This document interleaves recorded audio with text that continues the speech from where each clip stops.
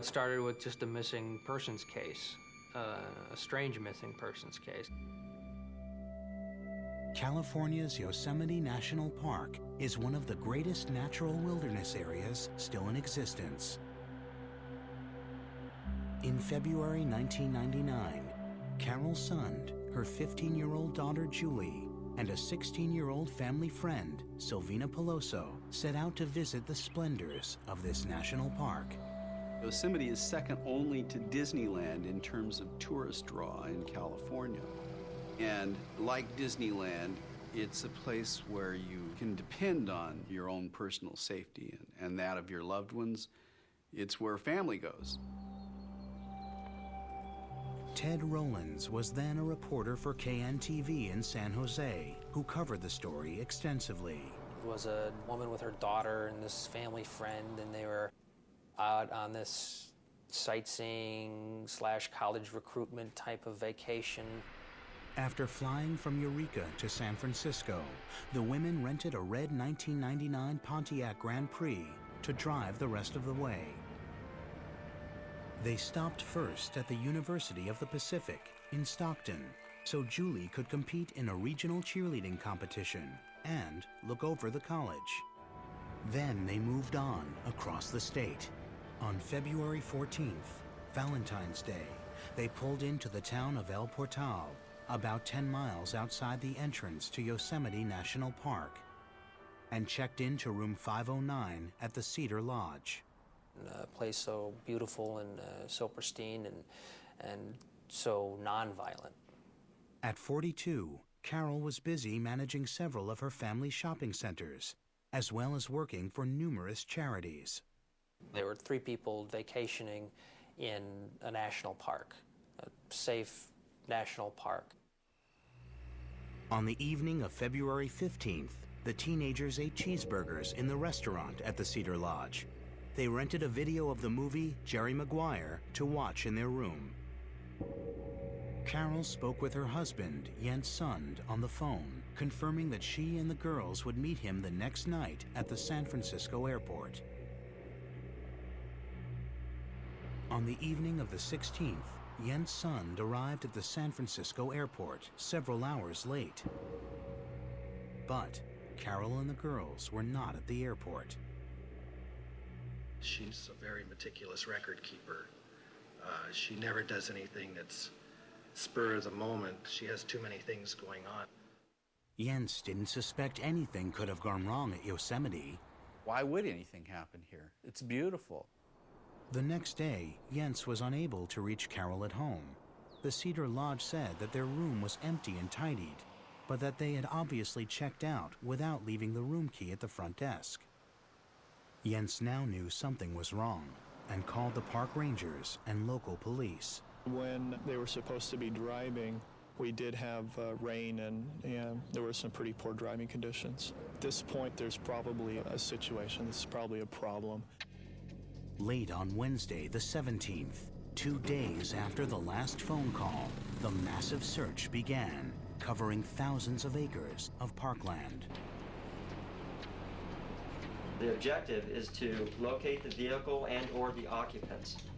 The search for the women was the main topic of conversation among Cedar Lodge employees. Cary Stayner, a handyman at the lodge who had been temporarily laid off, still lived above the restaurant. He often joined these discussions about the search. Then, on Friday, the entire case took an ominous turn when Carole's wallet was found 150 miles away. After the wallet showed up in Modesto, then it became very strange, and it really became a mystery. Within days, more than 60 FBI agents moved in to take over the investigation under the leadership of veteran Special Agent James Maddock. We believe that this was lost or stolen sometime on or after February 14th. We're examining the possibility that it could have been lost in Yosemite or some other place and eventually discarded in Modesto. That week, Jens Sund and Carole's parents, Francis and Carole Carrington, moved into a motel in Modesto and set up their own search headquarters. I just hope that somebody out there seeing this information on their television, calls the number. We're offering $250,000 for the safe return of my wife, my daughter, Raquel's daughter. The Carringtons were a prominent California family with large investments in real estate and shopping centers. The family was so proactive, and you had the family working with the media constantly, the Carringtons, you know, very emotional. I mean, obviously very concerned about their daughter and their granddaughter. Over a month, the hundreds of searchers had covered more than 50,000 acres of parkland and rural areas, at least a dozen nearby towns, and numerous highways and roads. The local and national media covered the search daily. Frustration set in as the weeks wore on with no new leads. We don't have a point last seen, and the search area is so large, and there's very little clues. We don't have footprints to follow, and we just have the red car. With little hope of finding the victims, the FBI then shifted gears to looking for likely suspects. They turned their attention to a group of ex-cons with criminal records of violence and drug use. We feel almost certain that the women were the victims of a violent crime. We're now focusing on one theory that we believe to be the most likely scenario. The scenario includes a violent crime occurring at or near the Cedar Lodge. The FBI had thoroughly questioned all employees of the Cedar Lodge, including a handyman named Cary Stayner. A quiet, unassuming, conscientious worker with no record of violence, Stayner was quickly eliminated as a suspect, a mistake they would later regret. He looks like any normal person, like talking to a neighbor, somebody you just meet for the very first time, very well spoken, looks completely normal. Next, on mugshots, the mysterious disappearance of the three women is solved.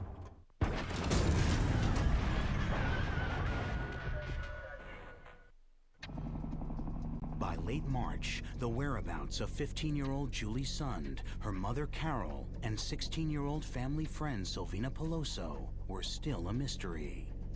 Their disappearance was a growing topic of discussion among workers at the Cedar Lodge, and handyman Cary Stayner continued to join those conversations. Finally, after more than a month, news began to break. They've made some discoveries, but I'm not supposed to comment on it. I've tried to prepare my children for the worst. I'm not sure what I'll tell them now. Is the worst come then? I'm not sure, but it doesn't look good. On March 18th, on a lumber road 15 miles outside the national park, a hiker stumbled across the burned-out remains of a red 1999 Pontiac Grand Prix. The FBI descended on the site 90 miles northwest of the Cedar Lodge, where Cary Stayner lived and worked. Way off the area where the victims intended to travel. The car was obviously transported there in an effort to conceal it. The raised letters of the rear license plate, though badly burned, identified the car as the one rented by Carole Sund. At first, investigators did not open the trunk. The car was very badly and totally burned. No victims were located. Family members still held out hope. There's nothing else that indicates they're not alive, so until I know that, I believe they're alive. But when the trunk was opened before dawn the next morning, investigators discovered the remains of two bodies. They were so badly burned they could not immediately be identified. Investigators searched in vain for a third body through the large wooded area that stretched for miles. This became the crime scene. Okay, no stopping on the highway for any reason for the next 2 miles. Okay, thanks. On Saturday, the Pontiac was loaded on a flatbed truck and transported to a local airport hangar for forensic examination. Police had recovered various personal items in and nearby the vehicle, including an undeveloped roll of film. to be checked with the families having to do with certain personal effects.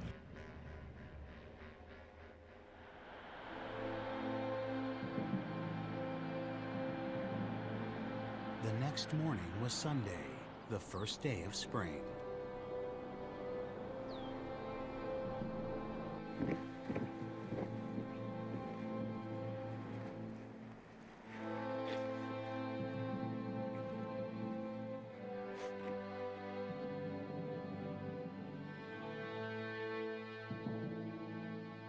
It's a horrible waste.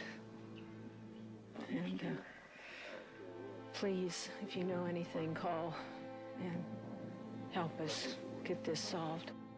By Monday morning, one of the two bodies had been identified by dental records. It was Carole Sund. We're very proud of Carole, and it's going to make a great big hole in our lives of all our family. It would take another week of DNA tests to identify the second body as Sylvina. At the same time, the family showed pictures from the roll of film found near the car. They were of Carole's, Julie's, and Sylvina's last day. It shows a tremendous love of life and happiness and companionship. Beautiful girls that were just on the verge of growing up. When the car was found, there were a lot of questions, and obviously they had evidence to work with there. At that point, the feeling was it wouldn't be too long until they made an arrest. But at that point, they were focused really in the wrong direction. The police interest in the ex-cons heated up. They were getting locked up on parole violations and other crimes. Meanwhile, the real killer was paying close attention to the investigation. He sent a letter to authorities telling them exactly where Julie's body was at Lake Don Pedro. That letter, mailed before the car was found, got lost in the bureaucracy. When it was finally opened on March 25th, police found a handwritten map marking the spot where the third body could be found. Earlier this afternoon, investigators discovered the body of a homicide victim. It's located off of Highway 120. It is in the Lake Don Pedro area. At this time, there has been no identification on this body. The body, propped against a yucca tree, had lain there more than a month. It was 30 miles from where the car was found. You wouldn't see anything unless you walked over there. Most people that pull here to use the turnout to take pictures of the lake are just doing just that. Investigators scrambled to identify the third body. The homicide victim that was found has been positively identified by dental records as Juliana Sund. At the same press conference, Sylvina's identification was also confirmed. The second victim that was in the trunk of the burned vehicle found in the Long Barn area, DNA testing has been done, and there's an extreme high probability that that victim is Silvina Pelosso. Among the horrified public was ironically Cary Stayner's own cousin, Kathy Amy. You want to know why? Why did you take such an innocent life? Somebody so full of life. Why? And I remember several times saying, I hope that they find the monster that's responsible. Public outrage increased the pressure on the police to solve the crime and catch the killer. They had centered their investigation solely on this band of meth dealers and users, these drug addicts in Modesto. FBI agents returned to the Cedar Lodge to search for a pink blanket that may have been the source of the fibers found on one of the bodies. The lodge was very cooperative, assigning a staff member to escort the FBI agents through all the rooms. That staff member was Cary Stayner. The bodies of Carole and Juli Sund and Silvina Pelosso were discovered in March. In June, FBI agent James Maddock told a local newspaper that he was confident that all the Sund Pelosso killers were in jail. They basically told the public, don't be worried. We believe that the people responsible for the Yosemite murders are behind bars. Then, on July 22nd, 1 month later, police found the body of 26-year-old naturalist Joie Armstrong in a creek a few hundred feet from her cabin inside Yosemite National Park. She lived in one of the areas of the park frequented by handyman Cary Stayner in an isolated wooden cabin called the Greenhouse.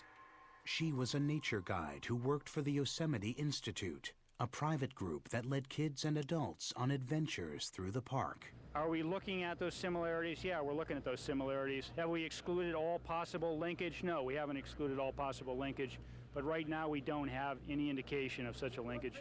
It was almost like in your face. I'm part of this thing, and you guys aren't paying any attention to me, and I'll go out and murder someone else, so I'll get some attention.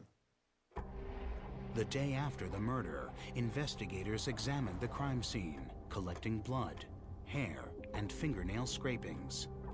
All signs pointed to a major struggle, suggesting that Joie had been fighting for her life, and that the killer had fled without being able to clean up the evidence. Another important clue, tire prints on Joie's lawn. They took photos and impressions. Once people realized how close Joie was to the Cedar Lodge where these women were last seen, immediately everybody started to connect the dots. A witness reported a blue and white Jeep leaving Joie's cabin that night. A park ranger reported that later that night, he picked up a hitchhiker on the road between Joie's cabin and the Cedar Lodge. The man explained to the ranger that his Jeep had broken down. That afternoon, a park ranger and a sheriff's deputy spotted a vehicle matching the blue and white Jeep's description, parked near another stream miles from Joie's cabin. The Jeep's owner was sunbathing on the rocks. It was Cary Stayner. The two investigators questioned Stayner. With no hard evidence to hold him, they had to let him go. But they seized his backpack, awaiting a warrant to search it. Stayner returned to his room at the Cedar Lodge, gathered some belongings, and fled to a nudist colony 160 miles away in Wilton, near Sacramento. People had seen his car in the area of Joie Armstrong's home. When they went to look for him, he had left town. By the following day, investigators had matched the tire prints from Joie Armstrong's lawn to photos they'd taken of the treads of Stayner's Jeep. That same day, the park ranger that picked up the hitchhiker examined a number of photos and selected the picture of Stayner. And when Stayner's backpack was opened, it contained a camera and a novel about a crazed serial killer. They immediately put an APB out on him, and somebody recognized him from a Sacramento television broadcast and called and said that he's here at the nudist camp up near Sacramento. The FBI raced to the Laguna del Sol nudist park. Cary Stayner surrendered. During the last 24 hours, we have developed specific information linking Stayner to the Sund Pelosso murders. Stayner's arrest stunned his cousin, Kathy. I was absolutely devastated. I was mad because this was the monster that I had been praying for that they would catch. And it was, it was him. Next, on Mugshots, who is Cary Stayner?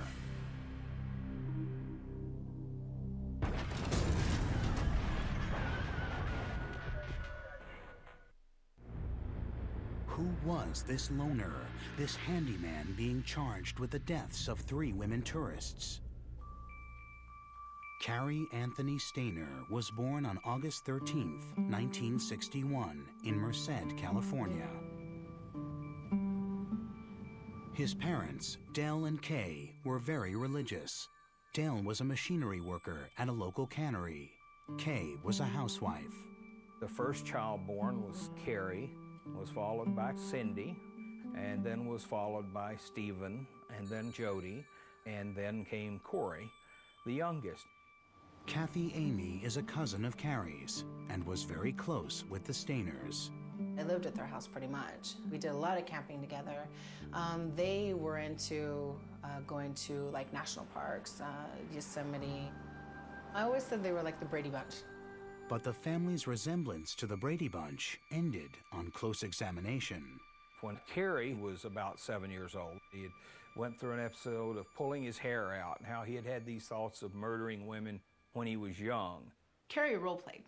One time he came out of nowhere and he attacked Jody and she beat him with a broomstick. And there's Cary laying there on the kitchen floor with all this puddle of blood all around him. And then he jumps up and grabs her, starts choking her. He had ketchup all over him. Cary's role-playing included other inappropriate behavior. He used to pretend like he would hypnotize us. And then he'd start telling us things like to undress. He had pulled the head off of a bird.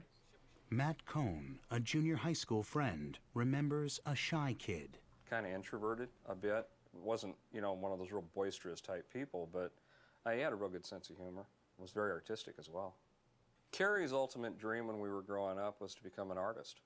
When you look through our yearbook, you can see some of his freehand cartoon artwork in there. Cary was already a disturbed child at age 11, when in December 1972, his family lived through an experience that would have traumatized even the most well-adjusted child. His 7-year-old brother Steven was kidnapped.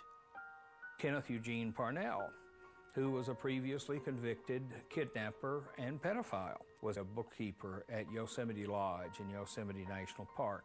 Steven was on the way home from school on December the 4th, 1972. A white car drove up, and this man introduced himself as being the Reverend Parnell, and he convinced Steven to get in the car and headed out to Yosemite National Park. Parnell took young Steven to an isolated cabin in the park. He would be held captive for the next 7 years. Cary felt guilty. He should have maybe somehow escorted the kids home or whatever. He blamed himself. Cary's father was devastated by Steven's disappearance, and he withdrew from the family. He would not eat with the rest of them. He would go back to his bedroom or to Steven's bedroom and cry and pray, wondering why it was that God had taken Steven. According to Mike Eccles, Mrs. Stayner was always distant. A word I used to describe Kay is gelid.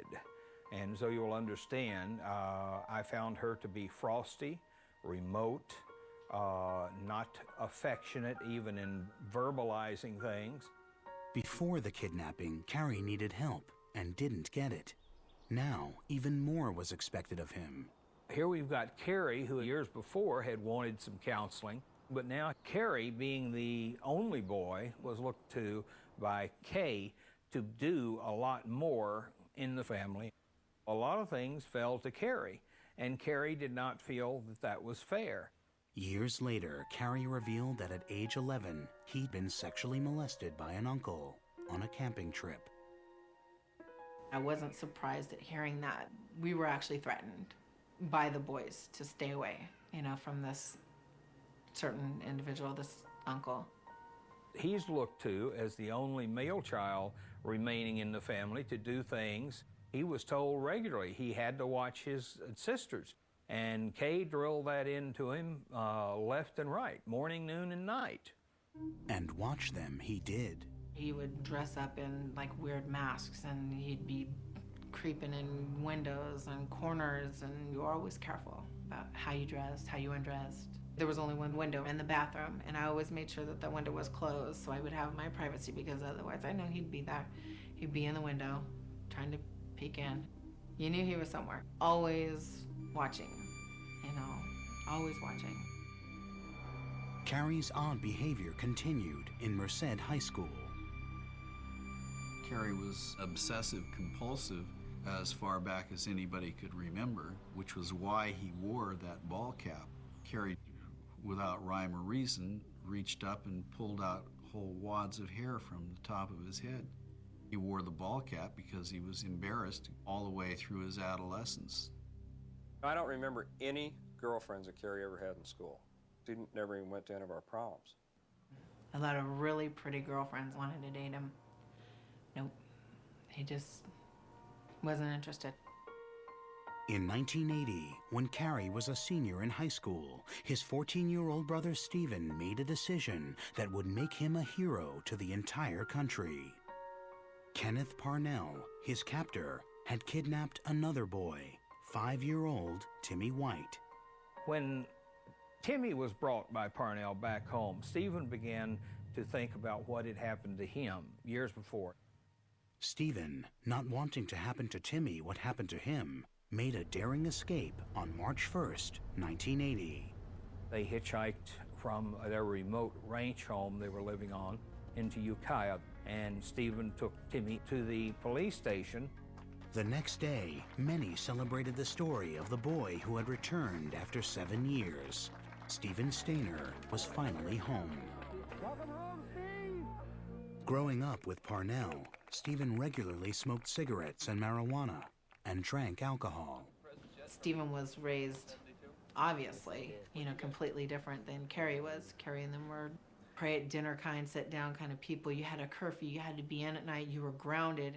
Though the Stayners were very strict parents, exceptions were made when Steven came home. They let him get away with a lot of things. They let him get away with smoking cigarettes in the house. If Cary even suggested that he smoke a cigarette, they just had a hissy fit.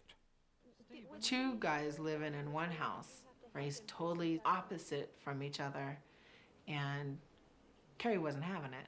You're gonna do what I tell you to do, you're gonna do what Mom and Pa tell you to do, or we're gonna have it right out here, right out in the middle of this yard. After high school, Cary gave up his dreams of becoming a cartoonist and ended up in a dead-end job repairing car windshields. Steven, however, was able to capitalize on his abduction. He had a book and a TV miniseries made about him entitled, I Know My First Name is Steven. But 9 years later, in 1989, Steven died in a motorcycle accident. By then, Cary had developed a drug problem. I was working in a local fast food place, and I happened to see him, and I had found out later that he had gotten arrested for possession of marijuana. And even at that time, his eyes seemed like they weren't the same eyes that I remember growing up. They looked just like he wasn't there. In 1990, Cary was living with his Uncle Jesse, and he claimed that he came home for lunch one day and found Uncle Jesse murdered on the living room floor. Cary was suspected because Jesse was murdered in his living room with his own gun. A lot of the early evidence pointed directly or indirectly to Cary. The police department concluded that Cary's wild story that some drifter killed Uncle Jesse because he wanted to steal his gold coins or his whatever, that was the story that they went with.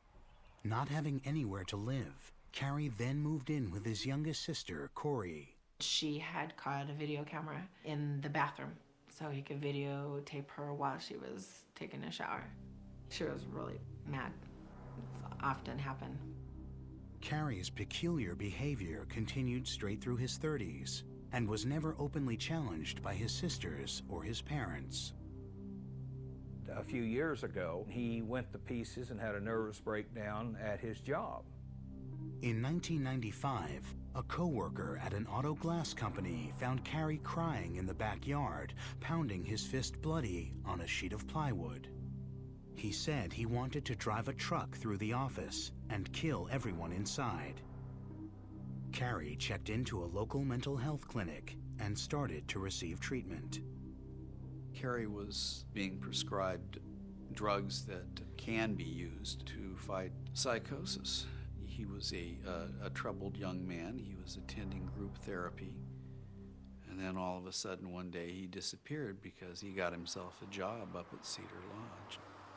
Cary worked as the handyman at the Cedar Lodge in El Portal, about 10 miles outside of Yosemite National Park. He lived above the restaurant.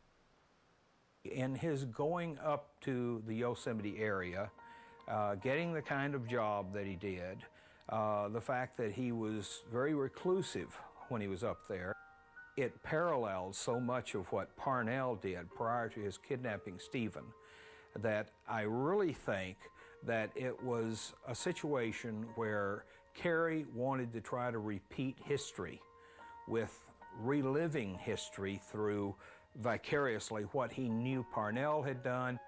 He was trying to pick up teenage girls, much to the chagrin of the people around the lodge, because they felt it was inappropriate.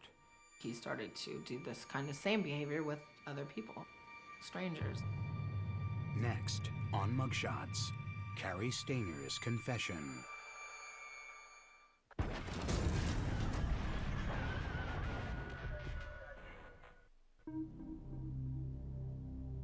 After his arrest at the nudist colony, Cary Stayner was held in the Fresno County Jail. Soon, word came that Stayner wanted to talk to reporter Ted Rowlands, but Rowlands' cameraman was fixing the camera. So with just his reporter's notebook, Rowlands went to see Stayner. Stayner, however, wanted to make a deal before talking. Like his brother Steven before him, Stayner wanted a movie made about his life, with the proceeds going to his family. Rowlands promised nothing, and Stayner began to tell his story. He just took one sigh and went right into it, saying, "I am guilty," and said, "I killed Carole Sund, Juli Sund, Silvina Pelosso, and Joie Armstrong." He said that he had been fighting back urges since he was a kid, basically, for 30 years, and this was the first time that he acted on it. He said that he was at the lodge the night that he killed Carole Sund and Juli Sund and Sylvina Pelosso. Stayner said he went upstairs to his room to get what he called his murder kit, a backpack containing a gun, a knife, duct tape, rope, and a camera. He was building 500 at the Cedar Lodge, and he said that there was nobody at the lodge in that building at the time. So he seemed fairly confident that nobody had seen him. And he told me that he got into their room and was able to tie them up.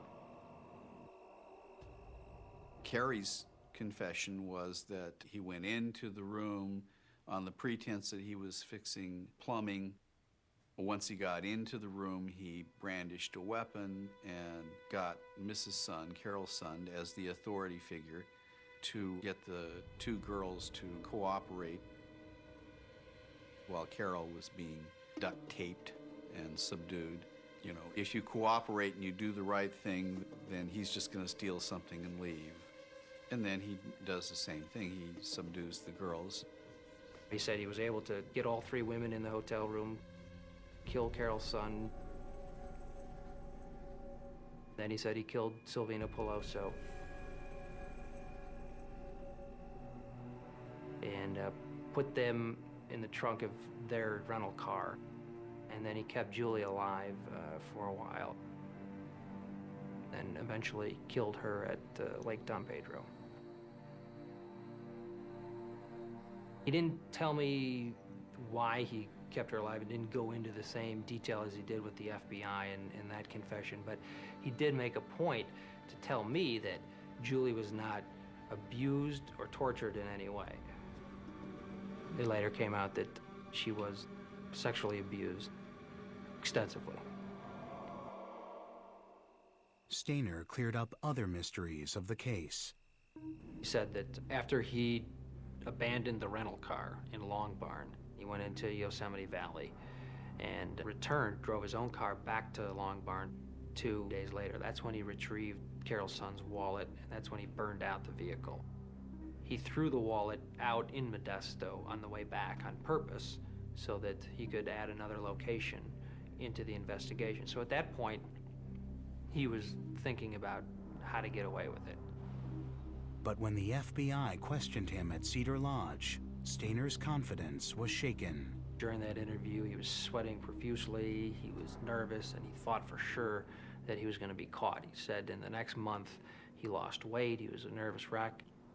He figured that he was not going to be able to completely get rid of all of the hair or fingerprints. As time went by, he says he started to realize that he'd gotten away with it. Stayner said he continued to stay at the Cedar Lodge because he didn't want to draw attention to himself by leaving. Instead, he continued with his regular routine. One evening, 5 months after the first murders, Stayner spotted Joie outside her cabin. He said that he was just in this area where he liked to go because he'd seen Bigfoot there. At that point, I was writing, and I wrote Bigfoot, and I looked up at him right away to sort of, Bigfoot.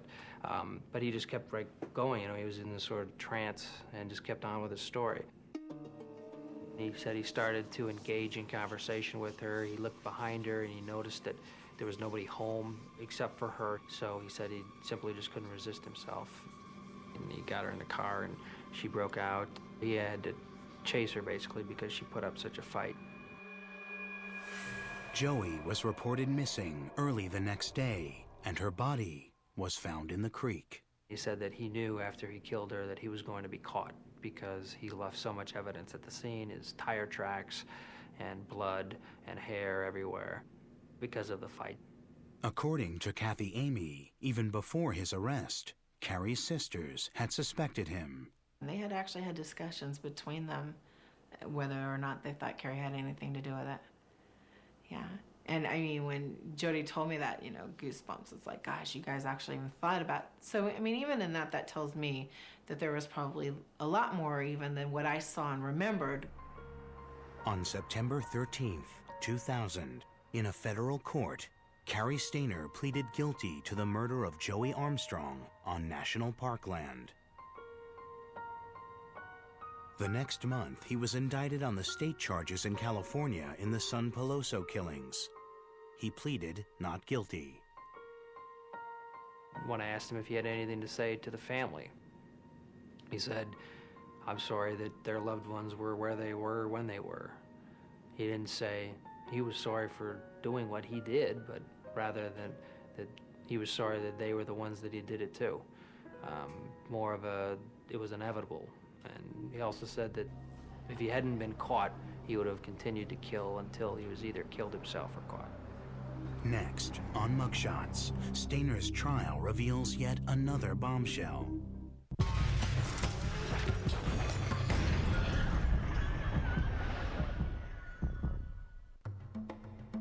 In July 2002, Cary Stayner's trial for first-degree murder in the San Pelosso case began in a San Jose courtroom. His lawyers changed his not guilty plea to not guilty by reason of insanity. Though conceding that Stayner had killed the women, they argued for a verdict of only second-degree murder, which would spare Stayner the death penalty. I was repulsed by him, I know what he did. I know all the details because I've been briefed by the FBI, and it's terrible, and I'm prepared to see through it, see it to the end.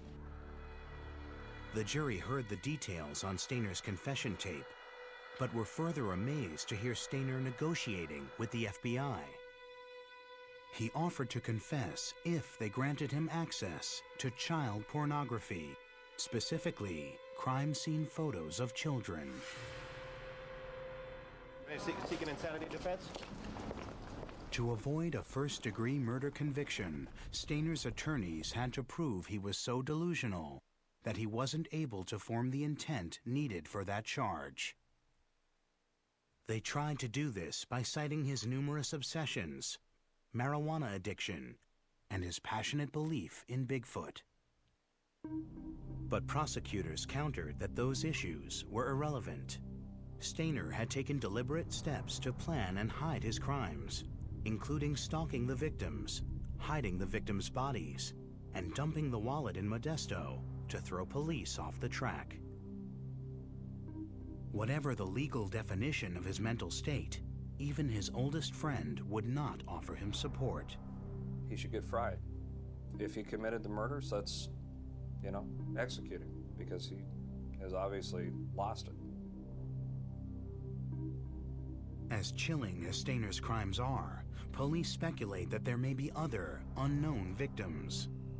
Stayner, they believe, was too methodical and organized a killer for the Yosemite murders to have been his first. Cary's roster of deaths may never be fully known.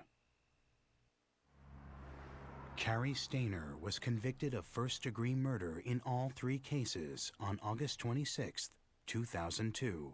The jury later sentenced him to death.